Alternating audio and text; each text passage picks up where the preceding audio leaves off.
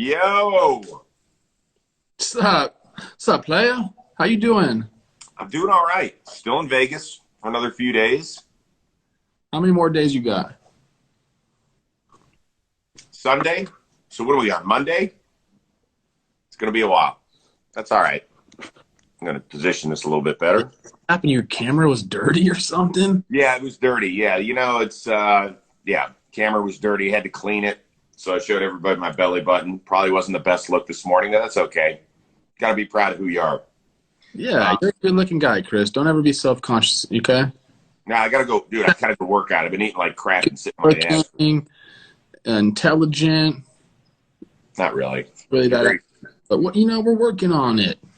Okay, so welcome to baseball today. We're going to start with a big old shout out to our girl, Kelsey Wingert, from Farm to Fame, right here at the JOMBOY Media family. Speaking of family, hers is extending. She got engaged to her fiance, Casey. Congratulations to those two. So that was pretty. Did you see her ring? I did. I was going to say, obviously Casey, very lucky guy. Kelsey's awesome, but also Kelsey, you're lucky because that guy's like a stud. He is a stud. Good hair. He's jacked. He's a pretty good dude. Perfect. Yep. Love that. Yeah, we all look forward to meeting him. So welcome to our JOMBOY Media family. It's a crazy family, but it's a great family to be a part of. So unfortunately, we're going to start off with the New York Mets. And not to talk about them winning series or anything, but we're going to talk about this. Javy Baez was asked about the thumbs down gesture after the game on Sunday. He said it was in reaction to the fans booing. He said, I want to let them know that when we success, we're going to do the same thing to know how to let them know how it feels, because if we win together, then we got to lose together. When we're successful now, we're going to show you how it feels because it doesn't feel very good.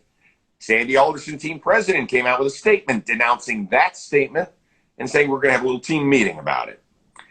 Is it really that big a deal, the thumbs down issue, or did Alderson overreact? Yes, there's a lot of overreaction, Chris. Alderson overreacting, the media overreacting. And look, I'm a fan now. I'm one of you guys. The fans overreacted as well. I think Javy worded it completely wrong. I think that's where the fault was. I don't think the Mets were in the clubhouse saying, screw the fans, it's us against them. I don't think that ever happened. I think it was more of look, everyone's counting us out right now. Let's go out there and it's us versus the world. How many times have you heard a clubhouse come up with a mantra like that? Now, they started doing the thumbs down thing, probably not the best look. And then Javy coming to say that turned it into this now. But if you look on Twitter, I talked to a couple dudes on the Mets. It just blew up. It's not what it was made out to be. Everybody, if you watch, I think Trevor May, Taiwan Walker, everyone, Kevin Pillar, everyone's kind of just laughing about it on Twitter because it got blown up. This isn't what it is. We're not saying F you to the fans. I don't think any player in their right mind would ever do something like that. They understand how important the fans are. So I think it was misconstrued. I think Sandy coming out and doing that, he's trying to protect, the Mets brand a little bit. He's thinking on the front office side, but I think it all just got blown out of proportion. And honestly, it's just it's Metsy. It's been that way. Things happen to the Mets for some reason that make us chuckle. I don't know if it's New York media. I don't know what it is, but this got blown out of proportion. It shouldn't be this big of a story. Okay, well, so there's a lot to unpeel here, in my opinion. I saw Marcus Stroman with the tweet that, this is the media blowing it out. Well, hold on. It was your teammate that explained the gesture. Yeah. To me, the mistake is not doing the thumbs down. And by the way, he wasn't the only one. Pillar did it. Lindor did it. We've seen some shots of other guys doing it. The mistake was how this has been handled by the Mets. And they've been fumbling things for several weeks now under this current regime. Their owner screwed up by blasting their team publicly. People could say, well, he's the owner. He's allowed to do it. Of course he's allowed to do it. It just wasn't smart to do it. And by the way, the Mets players are allowed to do this too. It's just not to explain. It's not smart to explain to us why you're doing it.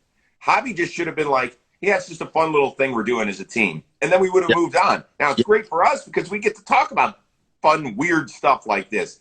but it's causing a split between the players and the fans when they all should try and be rowing in the right direction. If you listen to what Javy Baez said, there's a lot of truth and accuracy in what he said. We tend to forget as fans that you guys have families, your daddies, your husbands, your sons, your brothers, and it sucks when people start railing on you and booing you because you know when you suck, Kloof. You know when you're not playing your best. Yeah, more than anybody, you know when you suck. There's so much at stake in the big leagues. I know Javy Baez has already had a good career. He's made some money. He's going to be a free agent this year, but it still hurts, man. You know, he wants to win. He comes to New York. He's from an organization, the Cubs, where he won a bunch. Mm-hmm. You know, now he's coming over to the Mets trying to do his thing. He's not performing well. I know he wants to. Performance trumps all, Chris. I'll say it once, I'll say it forever, man. If these guys were out there banging and they were doing this, no one would care. But, like, it's coinciding with, you know, like a bad stretch of New York baseball where they find themselves still under 500. He just used the wrong words, dude. Like, that's what I'm thinking here. It was just a little bit, too. It really was. Because, seriously, I think I agreed with 80% of what he said. It's just the headline is going to be that because it's players against fans. And in fact, there's a picture of Lindor standing on second base, I think, doing this, and it's all over social media. It seeped into the NFL world. Jim Irsay, the owner of the Indianapolis Colts, said on his retweet, he posted that, he said, "Are you giving that sign also to the 10-year-old kid who's wearing your jersey?" Oof. Yeah, and so all of a sudden, it becomes a bigger issue than just in New York and just in baseball. It's going to be talked about on all the shows that don't talk about baseball because it's something so different. And then there's going to be a rift between players and the New York City fan base. And we just could have been avoided if all he had said was, it's just a team rallying cry. That's all. And also, there's not a rift between players and the fans. I bet if you went to a Mets game, right, if Baez went over to sign autographs, there'd be a million Mets fans. Absolutely. Absolutely. It's just the perception of what it is. It's not necessarily the reality of what it is. We've already talked about this enough. Okay. Can we move on? We're fanning the flame right now. Yeah, but it is interesting. I mean, we can't ignore it. You're right. Okay, but let's move on to some really, really good series. We got 4 current playoff holders right now that are playing a pair of critical series out west. Which one's more interesting to you over the next few days? Milwaukee at San Francisco, Atlanta at Los Angeles. That's a good question, Chris. I like this one, dude. I think I was going to go with, like, the rematch of the Atlanta 3-1 thing. Yep. Dodgers. There's some really good pitching matchups. I even might go to the game on Wednesday, but I'm going Giants, Brewers. I love these games. I love Counsell and I love Kapler. I love that the Brewers are on the road throwing their freaking horses. I love everything about it. I think right now, I think these playoff matches are switched. It'd be Giants, Dodgers, Brewers, Braves. As long as LA wins the 1-game playoff. Wins the wild card, exactly. But I love this Brewers the Brewers Giants matchup. If I had to give my team right now that's going to win in the NL, like win the NL pennant, it's the Brewers. But the Giants have been that team all freaking season long. So I'm excited to see how these two teams clash up. They're actually constructed very similarly too. So this is going to be like a really fun, good brand of baseball where, like, all the fans should enjoy it. The old school fans and, like, the new school fans. Like, there's really fun players on these teams, and then there's also some stuff for, like, the old school baseball heads. So excellent series. Can't wait to watch it, especially in that ballpark. Beautiful setting. I don't think either of us would be upset if either one of these series were the NLCS. I mean, they're that good. They're that entertaining. I would only say Atlanta, LA, because I think there's more on the line. The Brewers have such a substantial lead in the National League Central. Even if they get swept, it's not going to have much of an impact on anything in the standings. But every game in that LA-Atlanta series not only affects the NL West and or the NL wildcard, but the NL East as well. I know we've basically put everybody else to bed, but the lead isn't that substantial to the point where if the Braves go on a little bit of a slide, sure, if Philadelphia gets it together, if the Mets turn it up instead of turning it down, you just never know. So that's the only reason I would say that. Yeah, what do we got right now? The lead is 4.5. Yeah, I mean, they got to win. They got to win ball games. I'm excited. I'll tell you, the pitching matchup I'm most excited to see in both these series is Fried versus Scherzer. Yep. Obviously, I have a lot invested in Max. I love the kid, but, like, this guy coming home, facing the big dog Scherzer. He's seen him before with the National, so I'm excited. Oh, yeah, and Fried's really turned it around. Remember the first few months he was kind of flip-flopping, a little banged up. Hadn't really gotten it, but, yeah.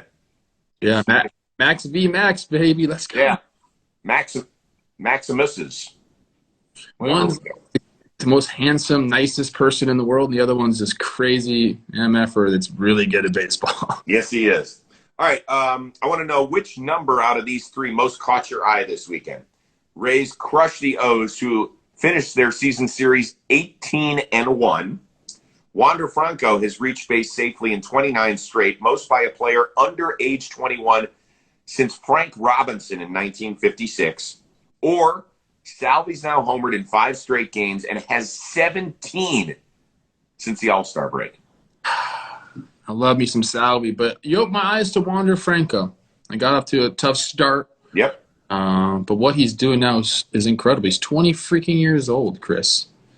And switch hitters had much more success against left-handed pitchers.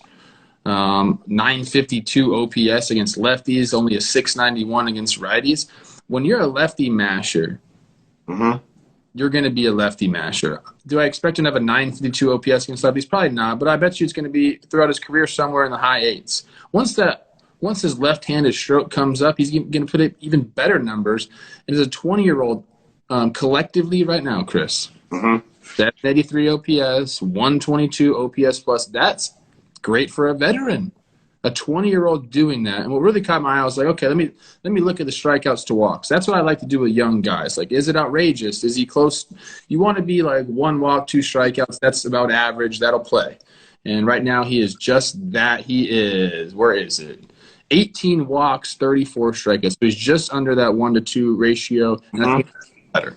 So Wander Franco, June wasn't great. July was a little bit better. August, he been banging. So, because everybody loves to see these superstars come up and have success. You know, we've seen it lately with Tatis and Vladdy. Like, this guy's going to be mentioned with those two guys very shortly. Well, for me, it's Salvador Perez. I have always loved him. I've always been a fanboy. I love the way he carries himself. I think he represents that organization wonderfully. To me, the Royals are honestly one of the most disappointing teams of 2021. I thought with that offense that they would have been hanging in there, at least been around 500 right now. I mean, it's been a dog shit year for them. And if I had been home, I'd be wearing a Kansas City Royals hat in honor of Salvi. So he's got 38 homers, which I believe is the most ever by an American League catcher. He has a chance to be the first catcher to lead a league in home runs since Johnny Bench did it in 1972.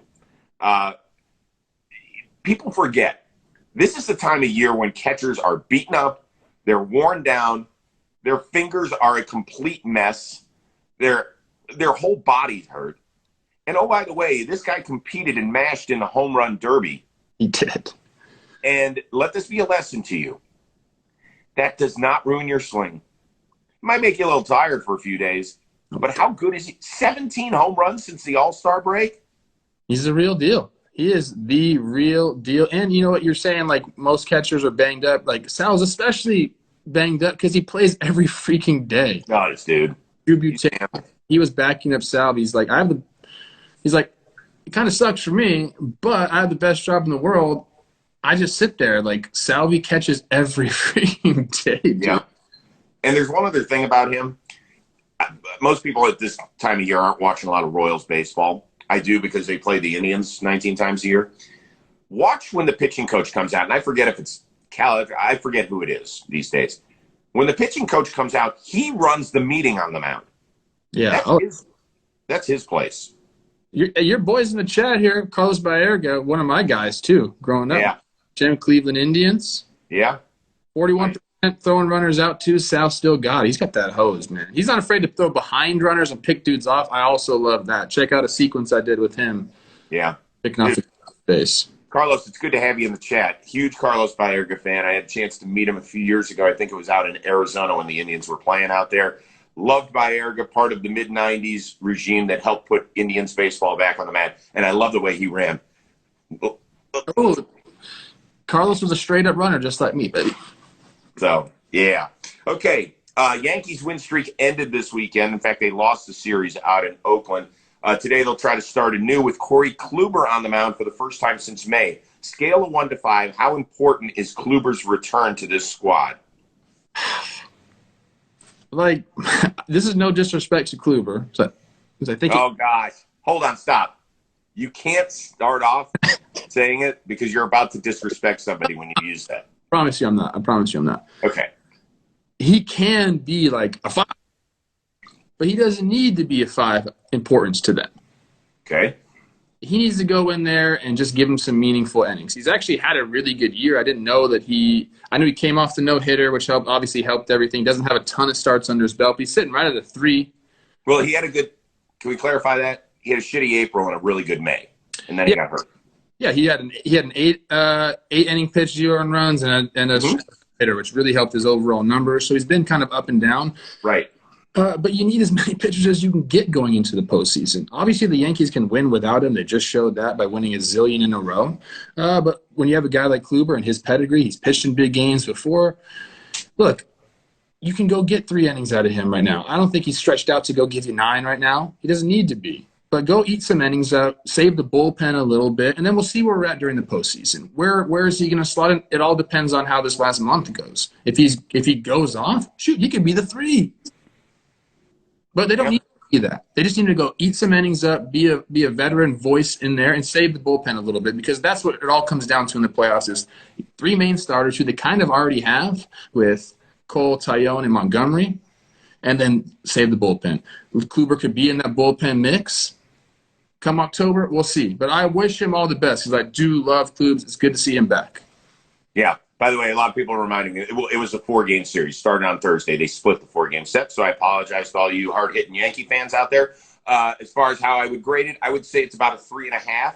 Okay. If the May Kluber returns, it's really going to help them. And by the way, you left out Cortez when talking about the Yankees rotation, bro.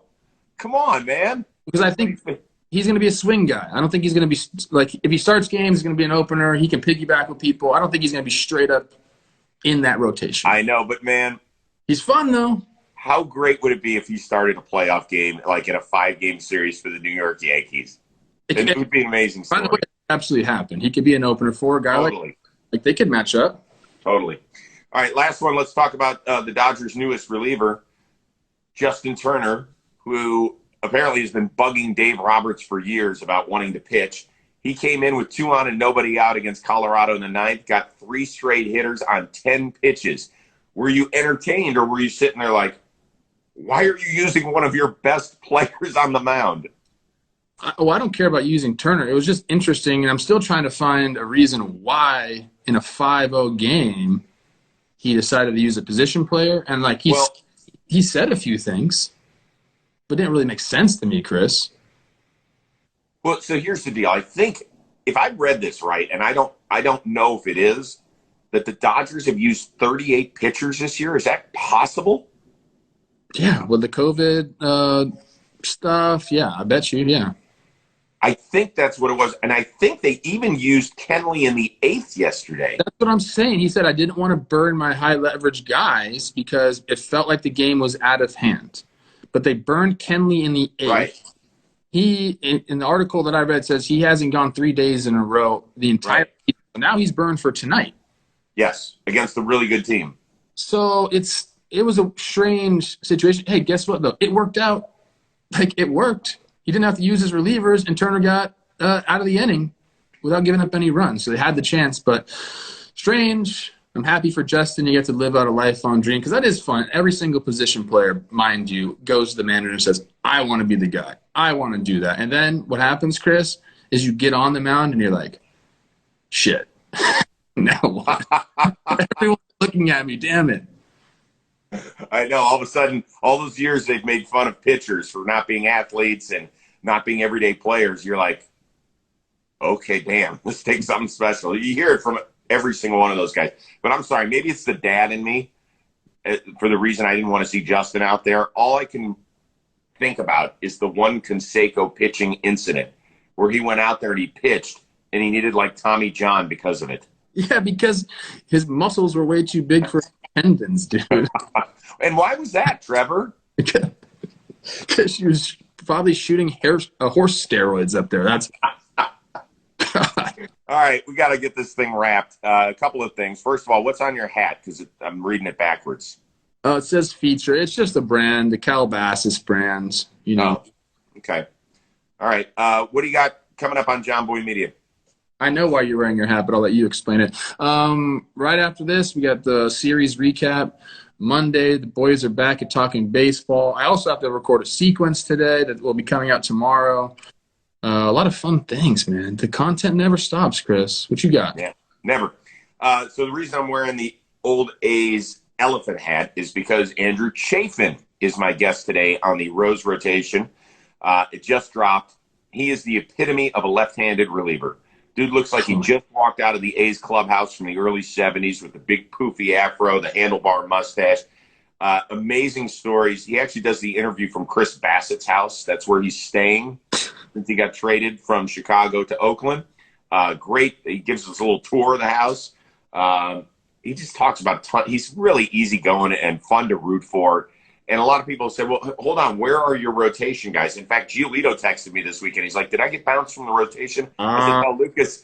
I said, no, we're circling back. It's just my schedule has been so wonky because of battle bots. We have very few days off. And the only days off I've had have coincided with Daisy pitches. So we're trying to make that work. So we'll be shooting at least one, hopefully two more on Wednesday with a couple of special guests. And we're going to get back on the real idea of the rotation where we have our co-host and a guest with us. So that's all going to happen in the near future.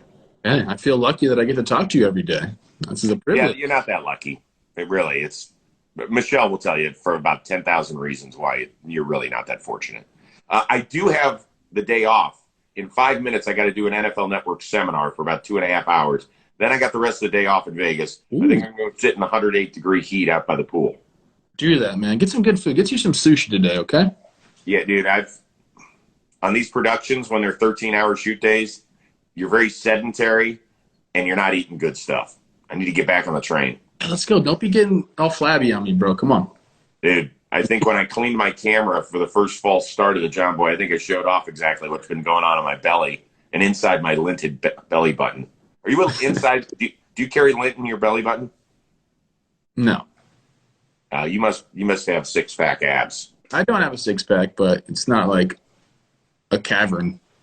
Yeah, I think every piece of lint finds its way into my belly button. I know this got weird. All right, everybody have a wonderful baseball Monday. Enjoy the abbreviated schedule, but some really, really good games out there. And thanks for soaking up the JOMBOY Media content. We really appreciate it. We're back at it again tomorrow. Same time, 11 a.m. Eastern, 8 a.m. Pacific. Okay with you? Yes. Yeah. We'll see you then. Peace out.